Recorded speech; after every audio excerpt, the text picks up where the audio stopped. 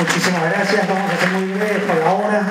Tengo entendido, obviamente, que les interesa escuchar a Eduardo Mendoza de Chávez antes que a mí.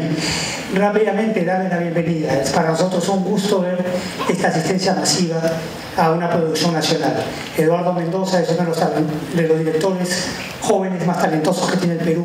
Ha dirigido El Evangelio y la Carne, una película que también en el 2014 la pasamos aquí dentro del marco del Cineforum, una actividad, una iniciativa de la Biblioteca Nacional del Perú que ya lleva más de 8 años.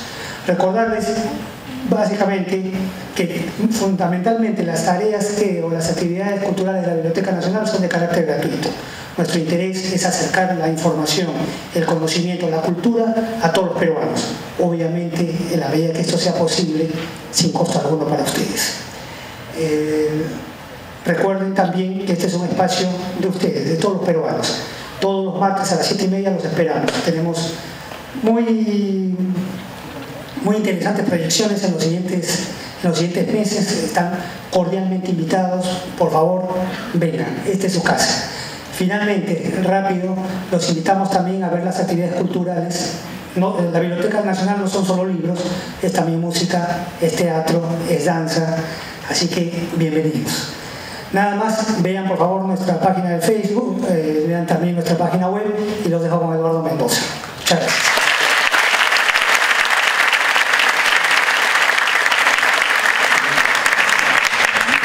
Bueno, primero agradecer a Juan Antonio, a la Biblioteca Nacional por la invitación. Es un gusto realmente poder traer la película, ¿no? Ya después de su exhibición en la cartelera comercial y compartirla acá con ustedes. Así que nada, dispuesto para conversar un poco sobre la película. ¿Qué preguntas tienen? O sea, de la película misma o de la realización de esta, ¿no? Buenas noches, mi nombre es David. Primero felicitarte por la película, está muy buena. Y mi pregunta es, ¿qué tanto de ficción, si pudieras decir un porcentaje y de realidad hay en la película? Y la segunda, ¿cuál es el proceso de recopilación de información? No sé si tal vez te has entrevistado con Benedicto Jiménez o con alguien del GEI, esas dos. Ya, a ver, un porcentaje exacto si no te puedo decir, pero básicamente lo que es la historia, la trama que conduce a la captura de Ismael Guzmán está muy ceñida a la realidad. Es decir, el camino de pistas, de casas allanadas, de objetos que ellos encuentran y que finalmente conducen a la casa en Surquillo donde se encuentra Ismael Guzmán, está muy cercana, ¿no? Básicamente se ha retratado en base a muchas entrevistas con los miembros del GEIN. De hecho, conversé con Benito varias, te diría que 8 o 9 veces, y también con varios integrantes del GEIN, ¿no? Ardilla, ¿no? Que fue el chico, digo, porque en esa época eran chiquillos de 24, 25 años.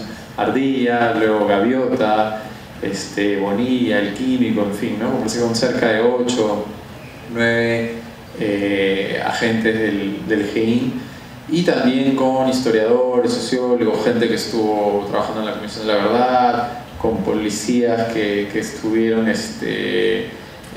tuvieron, digamos, un trabajo paralelo con otras agencias de inteligencia. Traté un poco de recabar, ¿no? Toda la información, y sí fue un par de años entre la investigación y el desarrollo del guión. Sí, buenas noches. Les felicito por el film. Tuve anteriormente el gusto de ver su film sobre el Evangelio de la Carne, que me parece muy bueno. Quería saber si tiene respecto a futuros proyectos ver estos casos, bueno, de la historia que hemos tenido nosotros los peruanos de violencia política, y algún proyecto con respecto a estos acontecimientos históricos. Ajá.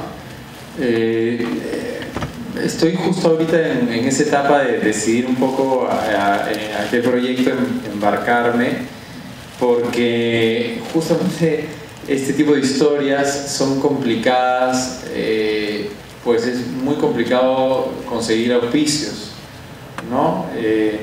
Como ustedes un poco podrán imaginar, ni el Evangelio ni la hora final, a pesar de que superó la expectativa que tenía la misma distribuidora, la distribuidora esperaba 70.000 personas, que es un poco la cantidad de gente que fue a ver el mismo Evangelio, Magallanes, ¿no?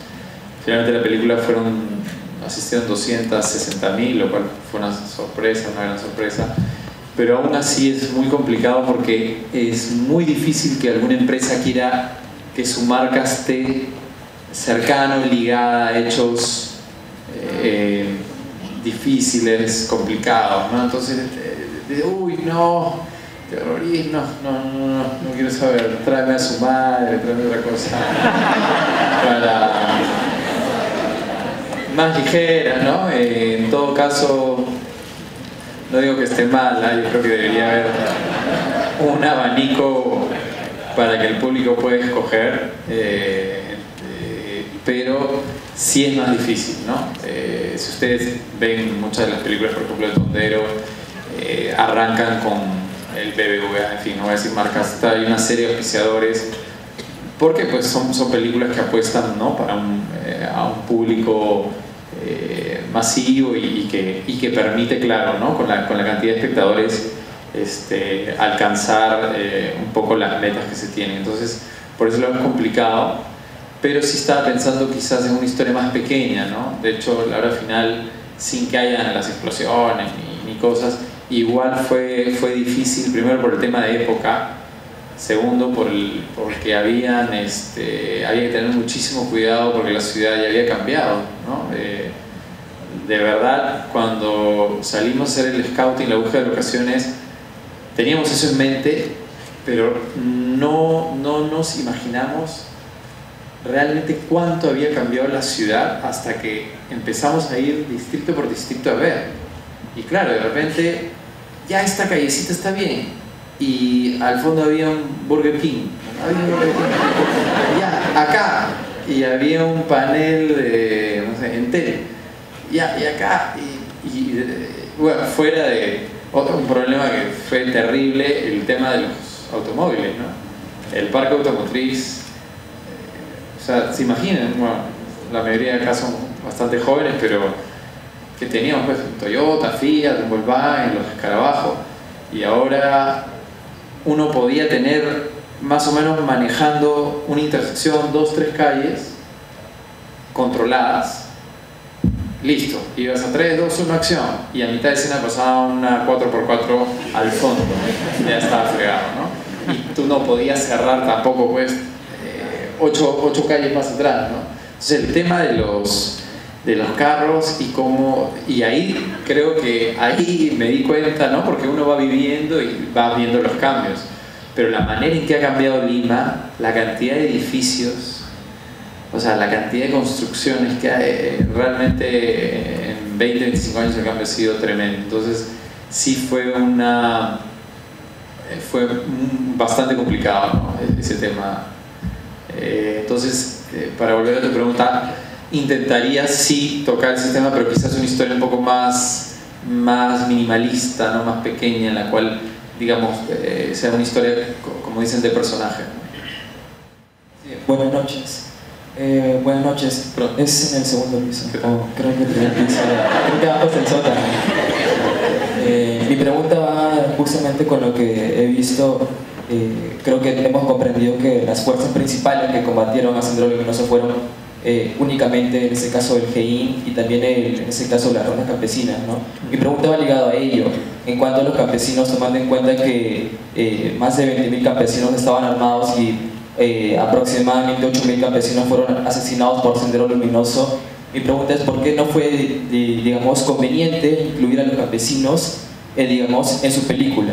Y lo otro era, para agradecer, era en cuanto a, digamos, lo que está proyectando usted en cuanto al cine peruano, que es importante para conocer nuestra cultura, ¿no? Que para mí me parece recontra genial que haya mucha gente que le guste más de repente conocer por su cultura que de repente ver a su madre, ¿no? Que tampoco no quiero decir que la película digamos sea mala, sino que motive a conocer nuestro pasado. Ajá. Y motive a conocer nuestra Claro, yo lo que creo es que para que exista un cine peruano o una industria, como se habla mucho, finalmente lo que hay que hacer es lograr desarrollar los diferentes géneros, ¿no? Y que la gente pueda decir, ok, puedo ver un thriller bueno, hecho acá en Perú, puedo ver un policial, puedo ver un drama, puedo ver una comedia romántica, ¿no? Entonces en ese sentido está bien poder tener este abanico de posibilidades, ¿no? Me hablas de las rondas campesinas y lo que sucedía. Si ya la película, como les contaba, abarcar de finales de los 80 al 92 fue dificilísimo. Ten en cuenta que en medio de eso están hechos hitos, ¿no? Está lo de la Cantuta, Barrios Altos. Solo entre el 1 de enero y el 31 de julio, para que tengan, ¿no? Recordemos y tengamos una idea de lo que vivimos.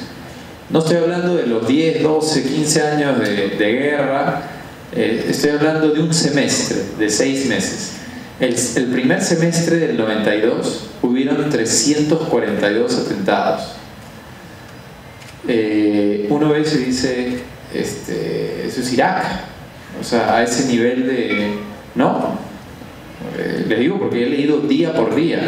8 de febrero.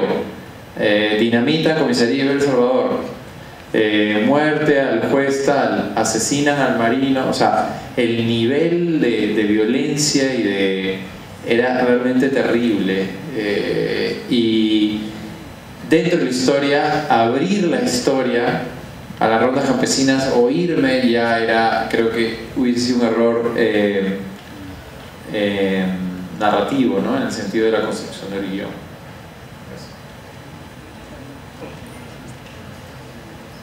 Hola, arriba, otra vez. ¿Qué tal?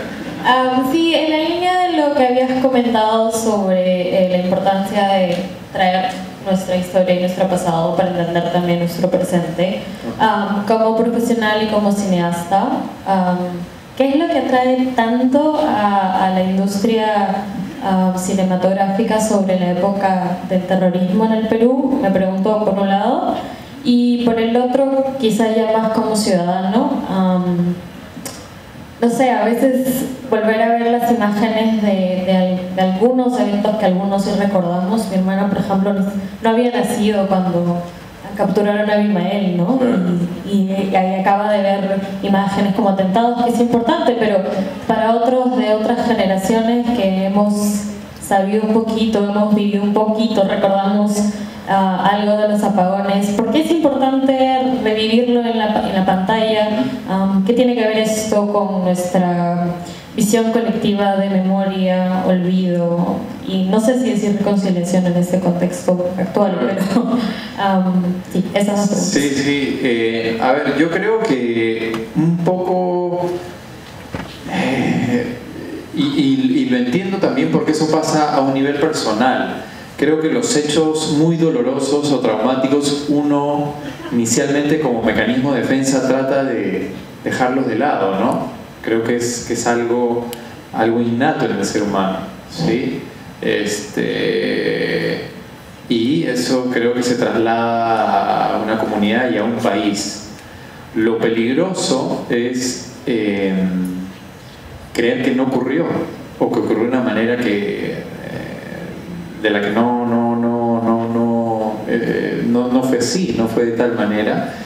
Y en ese caso sí las palabras como reconciliación un poco quedan en el aire, porque ¿de qué manera yo podría reconciliarme con alguien o si no sé sobre qué, cuál fue el perjuicio, ¿no? O sea, no sé, pongo un ejemplo de repente un poco tonto, pero si me peleo, tengo una discusión con mi enamorada y he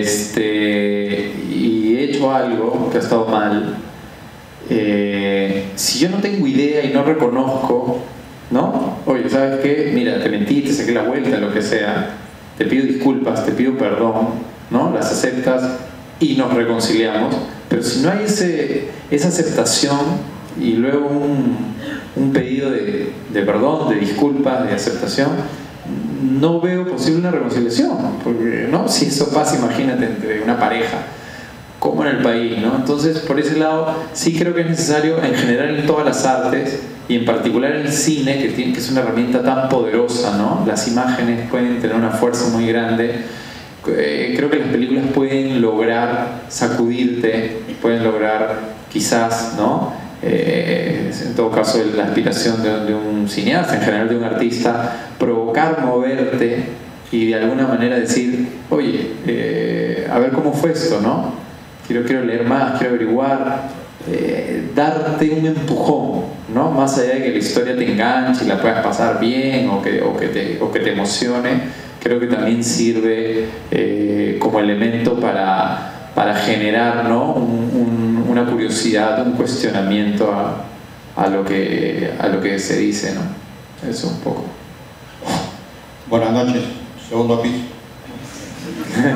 ¿Qué tal? Gracias. Muy interesante la presentación. Quisiera yo dirigirme a los jóvenes en este momento que se encuentran, que han espectado la película, y hacer algunas rectificaciones o quizás algunas aclaraciones referente al tema de la subversión del terrorismo en el Perú. El terrorismo en el Perú no comienza el 18 de mayo de 1980, se inicia en 1962, hubo las guerrillas del año 65, posteriormente el año 80 se inicia por Sendero Luminoso y luego con el LRTA. Esta película es solamente un capítulo o una parte de la historia de la vida de violencia que vivió el país. En esta parte han fallecido 2.436 oficiales de la Guardia Civil. Yo soy de la Guardia Civil. Yo soy protagonista en la década del 80. En esa época han fallecido alfereces hasta coroneles. Sí. Yo quería hacer esa rectificación al joven que solamente ha visto al policía no uniformado, que solamente es un capítulo.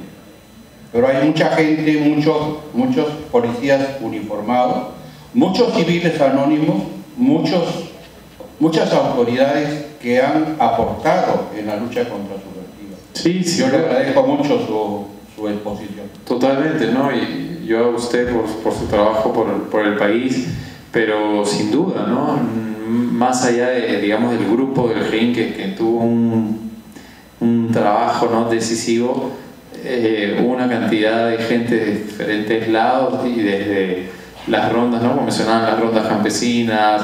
En ese momento ya la policía se había dividido, ¿no? En la Guardia Republicana, la Guardia Civil, la Policía de Investigaciones, ¿no? Creo que fue a finales del gobierno de Alan García que los mismos militares, los marinos que fueron también muy golpeados, ¿no? Para Sendero los marinos eran como el blanco principal y sí, sin duda fue algo que afectó básicamente a todos los estratos socioeconómicos y a casi la totalidad de la población, sea de manera directa o indirecta, ¿no? Sin duda. Hola, buenas noches. Aquí me pasó el señor. ¿Qué tal? Hola, primero quería preguntarte sobre formación profesional, ¿no? Para saber un poco más de tu experiencia. Ajá. Y también quería preguntarte qué es lo que te motiva a hacer este tipo de películas, ¿no? Ya que comentaste que por un lado económicamente a veces no hay auspicios porque los temas que veo que haces en tus películas son social y veo bastante identidad en lo que reflejas, ¿no? Siempre veo que en la película anterior usaste al Señor de los Milagros, que creo que tiene bastante cultura y bastante identidad, ¿no? Muchos nos identificamos con eso. Ajá. Y también ahora veo que has usado locaciones mucho del centro de Lima, ¿no? Sí. Entonces, ¿qué es lo que te motiva, ¿no? Quizás comentándonos un poco más de tu formación profesional y lo segundo, ¿qué es lo que te motiva a hacer este tipo de películas? A ver, ¿qué me motiva a hacer una película y luego quedar endeudado y hacer otra? La necedad. Ser un necio. Pero, no, es una mezcla, ¿no? De cosas. Creo que llega un momento, ¿no? Ahorita me preguntaban, hace un rato conversábamos afuera si tenía un nuevo proyecto, y es tan difícil sacar adelante una película en el Perú. Es tan duro, porque de verdad en el Evangelio, esta película fue durísima, y el Evangelio por poco y colapsó. O sea, me acuerdo que acabó la película, hubo la fiesta de fin de rodaje y yo estaba sentado como un zombie, callado, y me duró varios días. O sea, fue realmente muy duro. Fue una película que para que tengan una idea, cuando fui a México a hacer la postproducción, ellos la calcularon en $1,5 millones por la cantidad de locaciones, de extras, las pandillas, la barra, el estadio. Cuando le dije que había sido filmada por $180,000, el dueño del estudio pensó que era broma.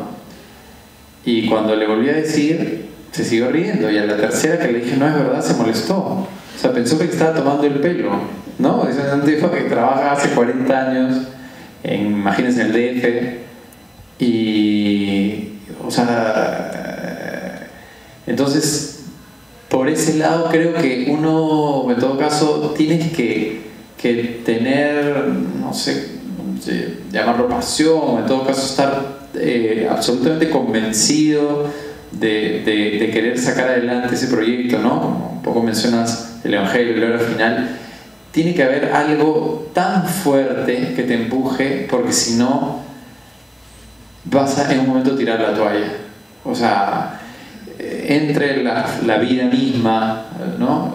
Yo tenía 2 hijas que acaban de nacer, una de meses, una de 1 año, entre, ¿no? la vida misma, pagar el día a día, y lo que implica, y las dificultades de rodaje y todo lo que hemos hablado.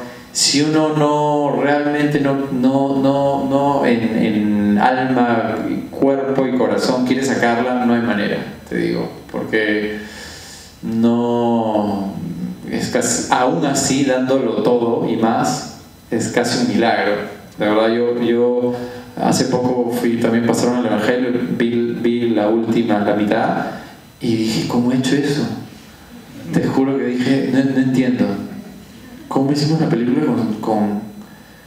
con ese presupuesto? No había ni asistente, eso fue pre-Asumare, no había ni canje, porque aunque sea canjes consigues, ya no te dan plata, pero no había ni el canje del pollo Rockies, no había nada. No podía tener un asistente de dirección, que es lo mínimo indispensable. No, era mi productor, que es el productor de Lombardi, ya un señor de 50 y pico años, encima gordo, ¿no? Él era mi asistente porque no se podía contratar un asistente de dirección. Entonces, es bravo, ¿no? Por ese lado. Y volviendo a lo primero que me preguntaste, yo entro a estudiar literatura en la Católica. Me gustaba mucho el cine desde chico, pero no había dónde estudiar, así que estudié literatura 4 años y luego gané una beca y me fui a estudiar cine a Brasil. Estuve ahí, y te diría que más allá, más que los estudios, que no digo que no me sirvieron, el hecho de haber vivido de los 20 a los 24, 25 años fuera del país, en una región, en un sitio maravilloso y lindo como en donde estaba en el noroeste, pero a la vez muy pobre, muy pobre, en situaciones complicadas, creo que un poco me marcó mucho, ¿no? De hecho, cuando yo regreso ya a los 25 años, mi manera de ver las cosas habían cambiado bastante, ¿no?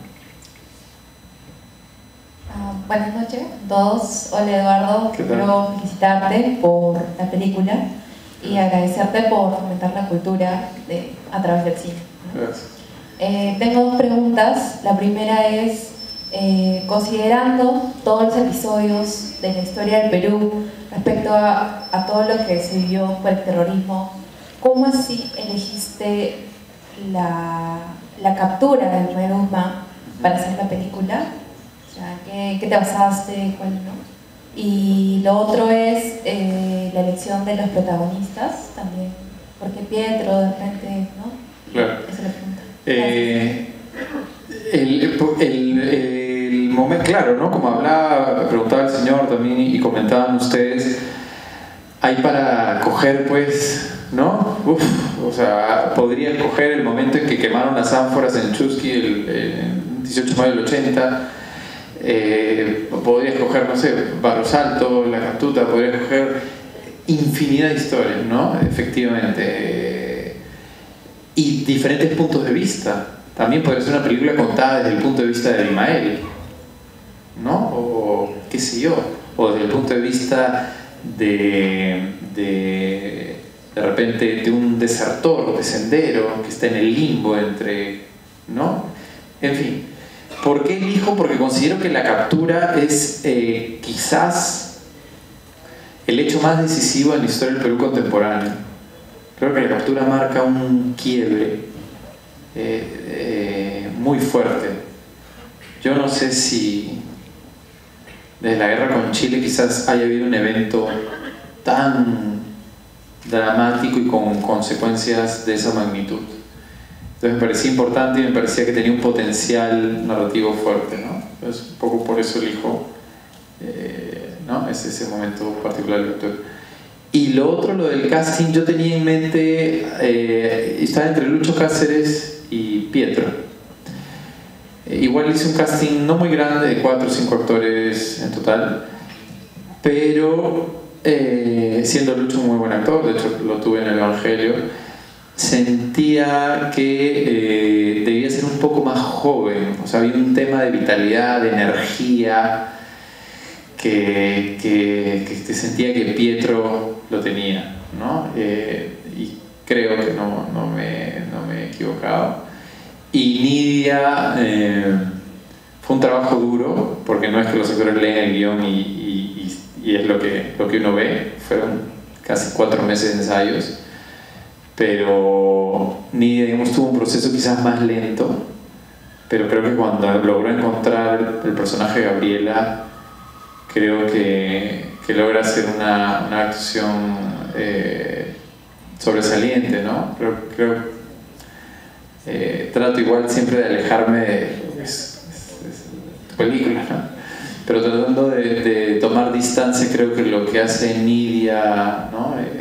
Es conmovedor, ¿no? Por momentos. Entonces, creo que al final fue buena la elección, ¿no? Hay una broma que hace Woody Allen, ¿no? Que es, digamos, reconocido más por su dirección de actores, y una vez le preguntan, ¿no? ¿Y cómo así es en su película, ¿no? Y un poco alabando la muñeca para dirigir actores, y él dice, bueno, mi trabajo básicamente se reduce a un 20%, el 80% es el cast, ¿no? Que es medio broma, medio en serio, pero en el sentido de que sí es verdad que hay que tener un ojo y también una intuición porque no es solo que sea un buen actor o actriz, es quién realmente es este personaje que ha escrito, ¿no? ¿Quién puede encarnarlo? Entonces sí, tomó un tiempo, ¿no? Pero al final creo que ya no me imagino la película sin Pietro y Nidia, ¿no? Muy buenas noches, señor Eduardo. ¿Qué tal? Primero decirle que es un honor conocerlo, porque cuando yo vi el Evangelio de la Carne, en verdad me quedé encantada con la película. Para mí es considerada una de las mejores películas peruanas que he visto hasta ahora. Oh, gracias. Y ahora que veo la hora final, aún sigo pensando lo mismo, que usted es un gran director. Mi pregunta es, lo que sucede, señor, es que conociendo muy bien la historia del Perú, por lo menos desde la época de esta guerra interna contra Sendero y el MRTA, me gustaría saber, ¿alguna vez usted ha pensado hacer una película, pero en la zona donde comenzó mayormente toda esta guerra interna, y no sé, también hablar sobre el abuso del ejército peruano, porque hay que reconocer también que el ejército peruano ha cometido abusos e inclusive muchas atrocidades hacia los pueblos, pensando que los mismos habitantes de la sierra eran terroristas. Sí, lamentablemente, ¿no? Cuando ya la violencia escala a esos niveles, los abusos pues suceden de un lado y del otro, ¿no? Es muy triste, pero efectivamente pues ocurrió así, ¿no? Me preguntas, sí, me gustaría mucho, de hecho tengo muchas ganas de ir a Ayacucho, de pasar un tiempo ahí, de recoger algunas de las historias.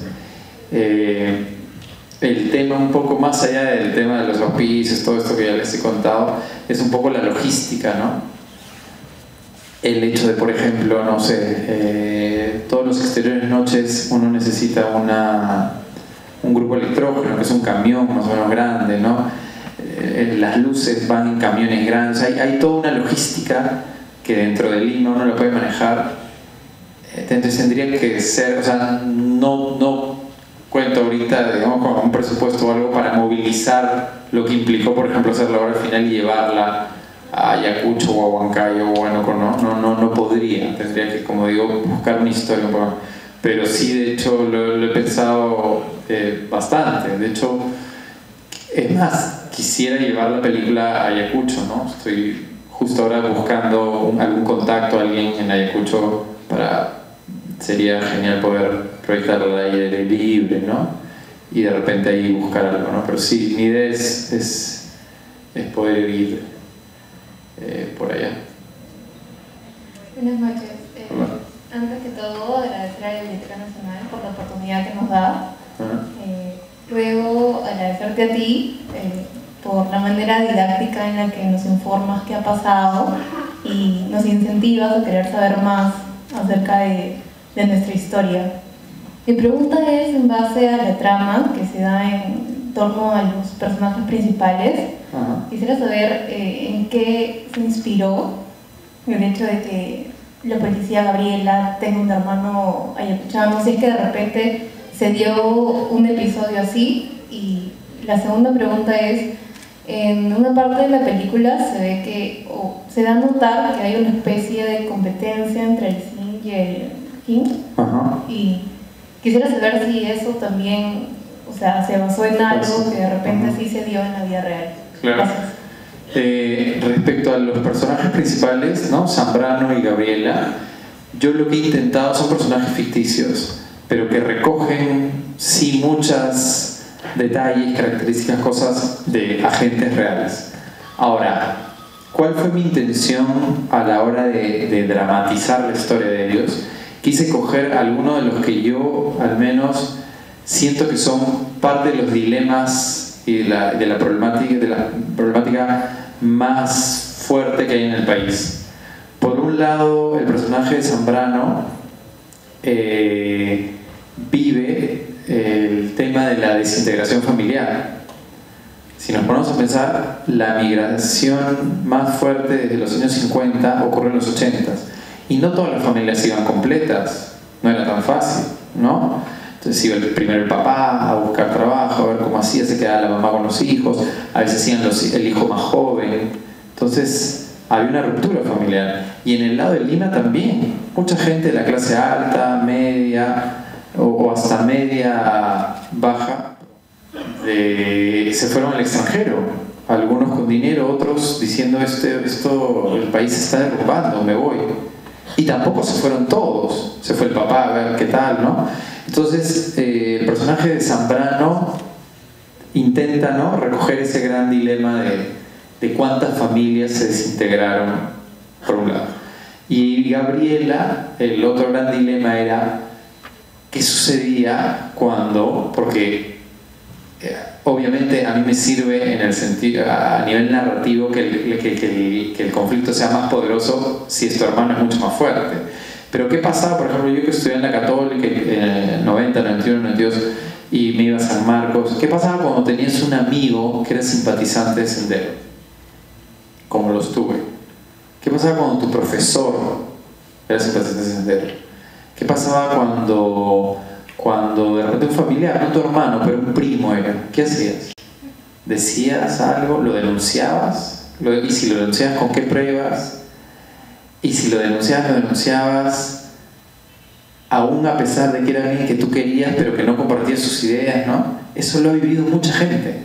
O sea, no ha tenido que ser un militante convencido de Sendero, ni tu hermano. ha podido ser un simpatizante con el cual tú estabas en la universidad y era tu pata, tu compañero de clase con el cual jugaba fulbito y al día siguiente había un atentado y para él estaba bien. Yo me acuerdo, por ejemplo, cuando hubo Tarata, de estar al frente ahí en los barcitos tomando y no sé, seríamos 8 o 10 y la mitad decían, está bien, qué bueno que se vuelen a los pitucos. ¿No? En esa época la católica no era como ahora, habían 10 escalas y el mayor porcentaje era de clase media, baja. Y lo decían así, sin ningún reparo ni nada, y nadie hacía ningún escándalo. Está bien que los huelen, ¿no? Miraflorino, Pituco, Blanco, toda esa asociación mental que hay. Y de ahí viene un poco, ¿no? ¿Cuál es tu posición? Entonces me parecía interesante poner eso. Obviamente en una película uno lo lleva al extremo, ¿no? En este caso es el hermano, ¿no? Que se separan de chicos, bueno, un poco lo que se cuenta de que la madre murió, el padre se volvió alcohólico y todo eso, ¿no? Pero un poco esos fueron los elementos que utilicé, ¿no? Tenemos una última pregunta, Eduardo. Sí. Hola Eduardo, soy José. Antes que nada agradecerte por tu tiempo, también a la Biblioteca Nacional por esta tan bonita oportunidad de poder conversar. Mi pregunta también tiene que ver con los personajes. Como tú acabas de indicar, se lleva al extremo, ¿no? Ese dilema ético en el personaje de Gabriela Coronado, que es su hermano al que tiene que denunciar, ¿no? Claro. Pero ahí también no se vio también de que se corre un riesgo de más o menos de señalar el poco profesionalismo, ¿no? Porque finalmente ella, desde mi punto de vista, hasta fue cómplice de esa última bomba, ¿no? Porque no lo denunció a sus hermanos a su debido tiempo. Entonces, entiendo que eso son personajes se refiere a Gaviota y a Tía, o muy parecidos, o muchos temas, muchas similitudes, ¿no? Y pues en ese sentido, si se corre el riesgo de repente de que no les parezca a ellos, ¿no? Porque estamos viendo que es un grupo de la policía que trabajó a su suerte, con muy poca logística, y si no hubo ese compromiso en tanto tiempo, con tantas deficiencias, y eso me parece un poco contradictorio. Claro, entiendo la pregunta, el comentario. Ahora, mi intención con la película, ¿no? Más allá de lo que decía de cómo Zambrano y Gabriel encarnan estos grandes conflictos, dilemas del país, era transmitir básicamente el clima de guerra en el que vivíamos, ¿no? Desde el hecho de salir del colegio, ver a un tipo tiramos el cartel, ¿no? Así, bueno, o sea, transmitir eso es lo que vivimos, más allá de, digamos, hechos puntuales, ¿no? Claro, tienes razón. Hay un momento en que ella es cómplice, pero no solo ella, el mismo Zambrano, porque en el momento en que Zambrano sabe, que Gabriela sabe que el hermano es parte de Sendero, ya está fregado Zambrano también, pero Zambrano ya se involucró con Gabriela, y un poco creo que de alguna manera es el motor de la película, ¿no? Es lo que en una película lo principal es el conflicto, ¿no? Y justamente en ese choque es donde la historia gira, ¿no? Y solo para terminar, sí. También hace referencia a que hubo ayuda de organismos extranjeros. Sí, la CIA llega a entrar en un momento, ¿no? Eso no es parte de la ficción, ¿es? No, la CIA inicialmente empieza a darles creo que $1,000, luego después los ayuda con equipos, con las cámaras, con los micrófonos. Hay una parte donde hay un maletín, ¿no? Que le dan, que es un poco lo que pasó, y sí está involucrado. De hecho había un personaje que era el contacto, que le decían Superman, que se parecía mucho al actor del Superman antiguo, que era el que iba y hacía el contacto y les daba el dinero, ¿no? Dinero y equipo, ¿no? Igual la CIA, como saben, ayuda al de acá y ayuda al de allá, o sea, pero sí la CIA estuvo fue parte del apoyo. Y algo que también me preguntaron, creo que antes, sobre las agencias, sobre la inteligencia, habían 8 grupos de inteligencia en paralelo. A la hora que ellos prendían la radio, como no eran radios sofisticadas, escuchaban las 8 agencias. Entonces cuando tú decías, sí, hay un sospechoso tal en el puerto, en el Callao tal, todos escuchaban. Por eso es que se llaman, por eso es que se ponen apodos. El Kim, por ejemplo, un mes eran profesiones. El profesor, el abogado, el ingeniero, el doctor, para que no tengan idea de quiénes son. Y también ponían apodos y seudónimos a los presuntos senderistas. El siguiente mes, elementos químicos, sodio, y así. Tercer mes, el químico, el físico, ¿no? Y así iban cambiando porque todo el mundo se escuchaba. Todos se escuchaban. Imagínense ese nivel y a la vez las otras 7 agencias querían conseguir a Abimael por el dinero, era $1 millón de esa época, y obviamente por el crédito. Entonces era una guerra no solo contra Sendero, era una guerra, digamos, de inteligencia dentro del mundo de las agencias de inteligencia. Pero sí era complicado, ¿no? Sobre todo teniendo pues una situación tan precaria como la del GI, ¿no? Que se inicia como hace la broma, obviamente está ficcionado porque en la realidad Benedicto me dijo, yo ¿qué hago con esta? ¿No? Me decía, ¿qué hago con esta cojudez? Tenía una radio, que la uso de pisapapeles, y se me quedó eso en la cabeza. Y después hago la escena esta en la que él hace la broma de que habla solo, ¿no? Pero parte de algo totalmente real. Había una silla, un escritorio, una banca y una radio. O sea, ¿con quién voy a hablar con una...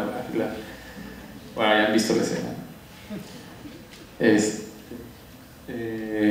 Bueno, me dicen que ya se acabó.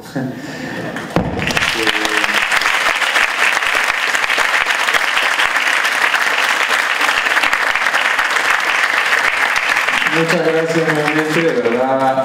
Es una alegría estar acá. Celebro la iniciativa de la Biblioteca Nacional, de la invitación del señor, porque a veces el tema con las salas de cine es a veces bien complicado y es duro para que una película peruana sobreviva en cartelera, ¿no? Es bien difícil.